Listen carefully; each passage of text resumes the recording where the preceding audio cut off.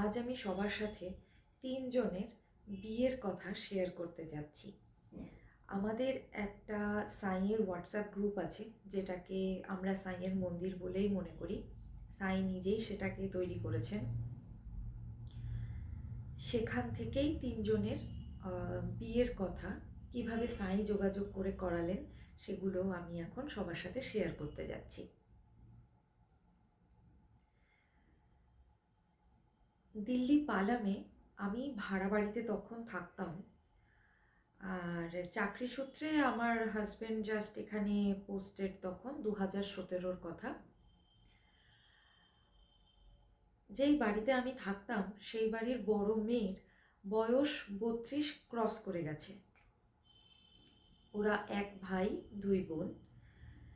32 বছর ক্রস করে গেছে মানে একটা বাড়িতে মেয়ের 32 বছর ক্রস করে যাওয়া বিশাল বড় ব্যাপার।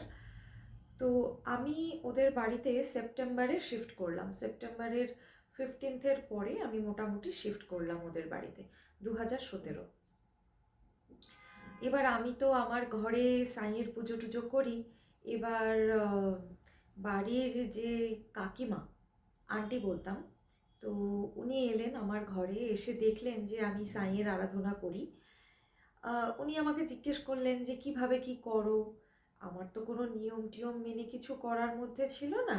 আমি তাও ওনাকে বললাম যে আমি আমার যেমন ইচ্ছা আমি সেভাবেই সাঁইকে করি সেবা, আর যেভাবে সাঁই আমার কাছ থেকে যা নেন সেভাবেই সব কিছু হয়, আমি নিজের থেকে কিছুই করি না।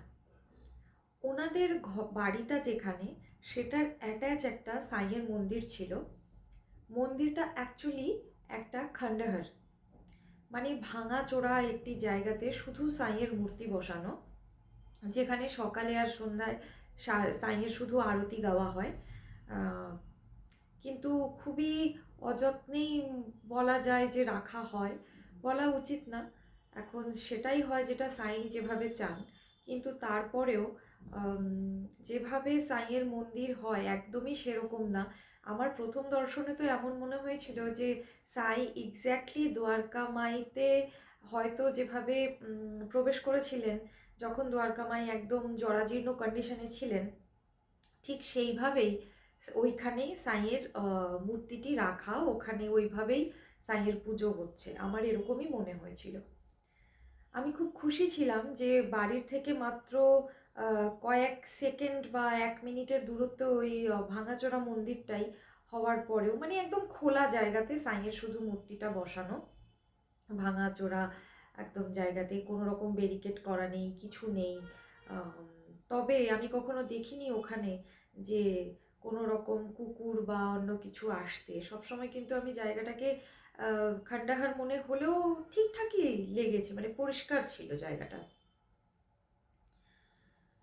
এবার বাড়ির বড় মেয়ের কাছে আন্টি গিয়ে বলেছেন যে জানিস, যে এসেছে আমাদের বাড়িতে ভাড়া, তো উনি না সাঁইয়ের পুজো টুজো করেন। এবার বাড়ির যে বড় মেয়ে, সে লোধি রোডে সাঁইয়ের যে সবচেয়ে বড় মন্দির দিল্লিতে আছে সেখানে দর্শন করতে কখনো যেত যখন সে কলেজে পড়তো। এটা আমাকে সে পরবর্তীতে জানায়। কিন্তু সময়ের দৌড়ে হয়তো সে আর পেরে ওঠেনি, সে ছেড়ে দিয়েছিল সাঁইয়ের মন্দিরে যাওয়া। এবার না তার চাকরি হচ্ছিল, না তার বিয়ে হচ্ছিল, একটার পর একটা এক্সাম দিয়ে যাচ্ছে, কোনোটাই ক্র্যাক করতে পারছে না। খুবই ডিপ্রেসড ছিল, খুবই ডিপ্রেসড ছিল।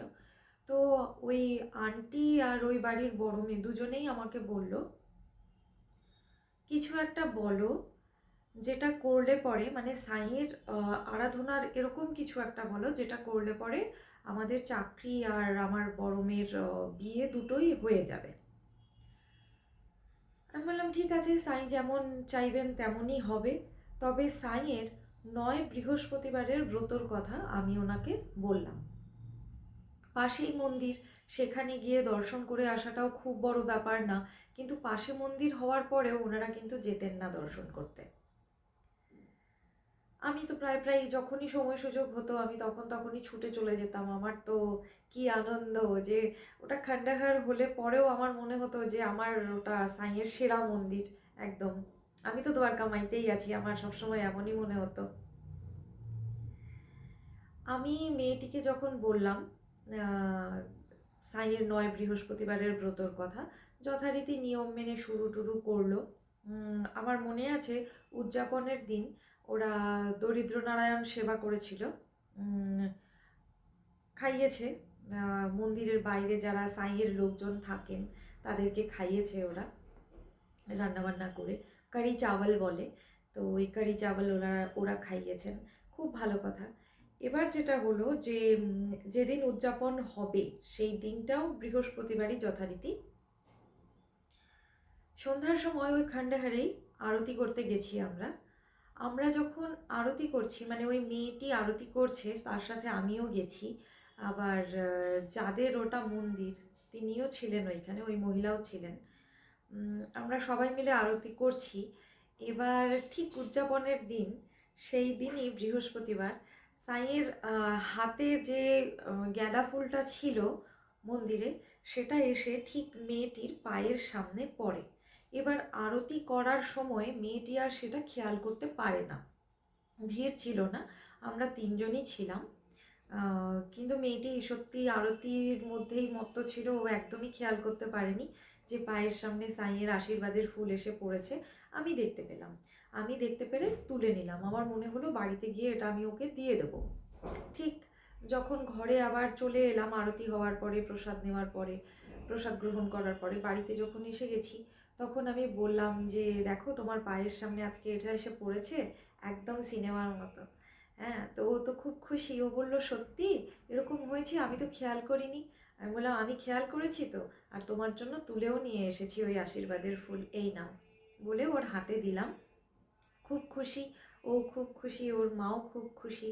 এটা সেপ্টেম্বর, অক্টোবর, নভেম্বর পর্যন্ত কি ডিসেম্বরের ফার্স্ট দিক পর্যন্ত ওর ওই ব্রত চলেছে।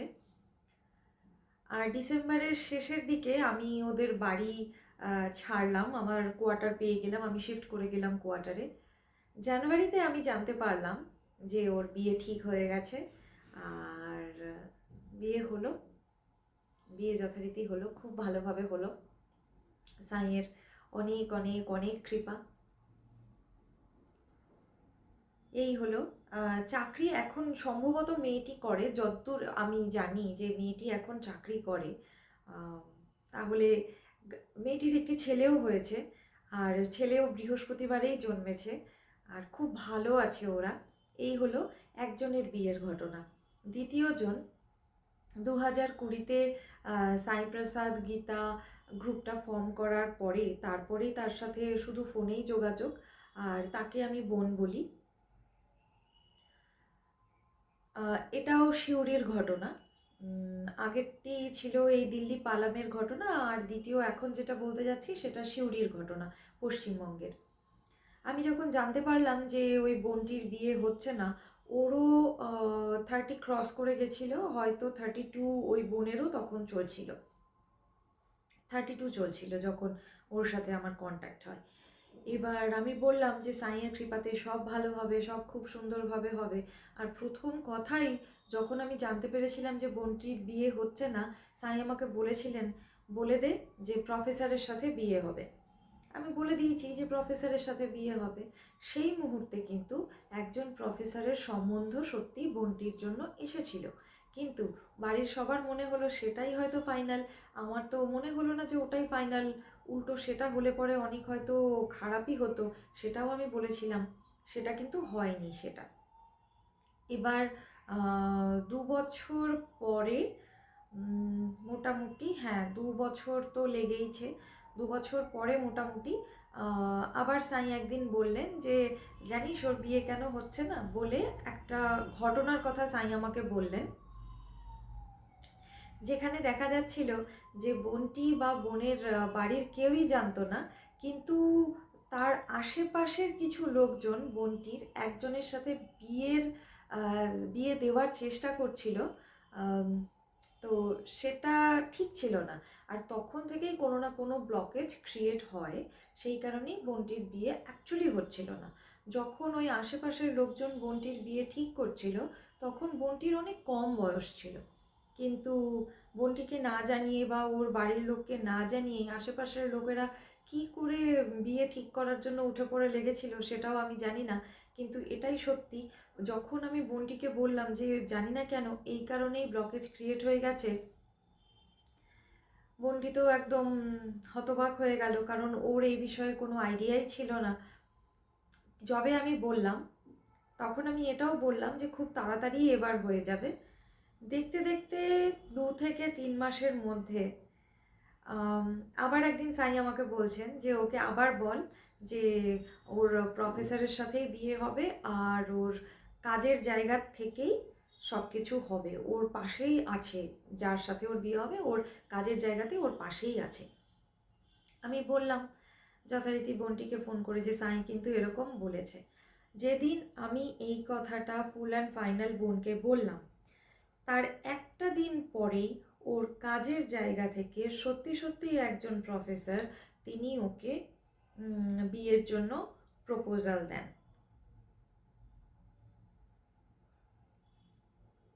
বোনটি ভীষণ অবাক হয়ে যায়, ও আমাকে কল করে, মেসেজ করে যে দিদি তুমি বলেছিলে এটা কি করে হলো আমি জানি না, কিন্তু এটা হলো। মাঝখানে শুধু একটা দিনের গ্যাপ ছিল। সাইয়ের এত কৃপা, এত কৃপা। দেখতে দেখতে 3 মাসেরও কম সময়ে ওদের রেজিস্টার্ড ম্যারেজ হয়ে গেল। তারপরে আর কয়েকটা দিনের মধ্যে, 2 থেকে 3 মাসের মধ্যে ওদের সোশ্যালি অ্যারেঞ্জড ম্যারেজও হয়ে গেল। আর সব খুব সুন্দরভাবে হয়ে গেছে, কোথাও কোনো রকম বাধা বিঘ্নের সৃষ্টি হয়নি। দুটো বিয়ের কথা, দুজন বোনের বিয়ের কথা শেয়ার করলাম। এবার তৃতীয় জনের কথায় আসি। তৃতীয় ক্ষেত্রে ভাই আর বোন দুজনকেই আমি ওভার ফোনই জানতাম। আগে ভাইটিকে চিনেছি, পরে আমি বোনটিকে জানতে পেরেছি। কিন্তু ওদের অনেক বছরের সম্পর্ক থাকার পরেও ওদের হয়তো সেপারেশন হয়ে যেতে পারতো, হয়তো ওদের বিয়েটা আর নাও হতে পারতো, এরকম সিচুয়েশন ক্রিয়েট হয়ে গেছিল। কিন্তু আমি রীতিমতো স্বপ্নে একদিন ভোরবেলা দেখছি যে দেবী ভদ্রকালী পুরো সশরীরে, আমার স্বপ্নে পুরো সশরীরে, মানে মানুষ যেমন থাকে ওই রকমভাবে পুরো সশরীরে আমার স্বপ্নে দেবী ভদ্রকালী খুব রেগে গেছেন। উনি ঘর থেকে বেরিয়ে চলে যেতে চাইছেন, আর আমি ওনার হাত টেনে ধরে ওনাকে একটা বেতের চেয়ারে বসিয়েছি যে না না মা তুমি যেও না, তুমি বসো, তুমি বসো। আর ভীষণ সুন্দরী, গায়ের রং একদম মানে হলুদ একদম গায়ের রং, কপালে বড় টিপ কিন্তু লম্বা পাতার মতো টিপ, মেরুন কালারের, এভাবে দেখেছি ওনাকে। আর আমি ভেতর থেকে খুব ভালোভাবে ফিল করতে পারছিলাম স্বপ্নের মধ্যেও যে উনি দেবী ভদ্রকালী। এবার কি হলো,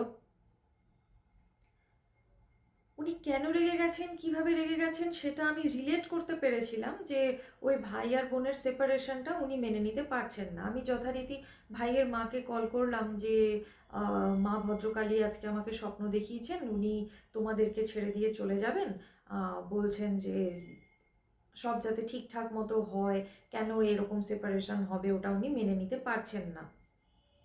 তখন আমি জানলাম যে ওই বাড়িতে সত্যি সত্যি মা দুর্গার পুজো হয়, আর ঠিক সেভাবেই হয়। মানে গায়ের রঙটা ঠিক তেমনই যেমন আমি স্বপ্নে দেখেছি, পুরো হলুদ রঙের হলো। এবার যেদিন আমি এই স্বপ্নটা দেখছি আমার কোনো আইডিয়া ছিল না। আমার হাজবেন্ড সেদিন আউট অফ স্টেশন। সেদিন আমার হাজবেন্ড মা ভদ্রকালীর সাউথ ইন্ডিয়ার মন্দিরে রীতিমতো সেই সময় ছিল। আর সেখান থেকে আমার জন্য কিন্তু সিঁদুরও এসেছিল সেদিন। ওর ওখানে দর্শন হয়েছে বা ওখানে ওর প্রসাদ পাওয়া হয়েছে, আমার জন্য সিঁদুর প্রাপ্তি হয়েছে, কিন্তু এখানে সেদিন ভোরবেলা আমি কি করে স্বপ্ন দেখলাম, এটা তো ঈশ্বরের কৃপা ছাড়া সম্ভব না। আমি কৃতজ্ঞ, সব রকমভাবে আমি আমার সাই, আমার ঈশ্বরের কাছে কৃতজ্ঞ। এই ভাই আর বোনটিরও তড়িঘড়ি করে রেজিস্টার্ড ম্যারেজ তখন করা হলো। 1 বছর পরে ওদের আবার সোশ্যাল ম্যারেজ হয়, আর ওরাও এখন খুব ভালো আছে। কন্ট্যাক্টে আছে সবাই। আজ তাহলে এই পর্যন্তই। আজ আপাতত বিদায় নিচ্ছি। আবার অন্য দিন অন্য সময় আসব অন্য ঘটনা শেয়ার করার জন্য। সবার ভালো চেয়ে, সবার উন্নতি চেয়ে, সমাজের উন্নতি চেয়ে, সার্বিক উন্নতি চেয়ে আমি বিদায় নিচ্ছি। ওম নমো ভগবতে সাইনাথায়।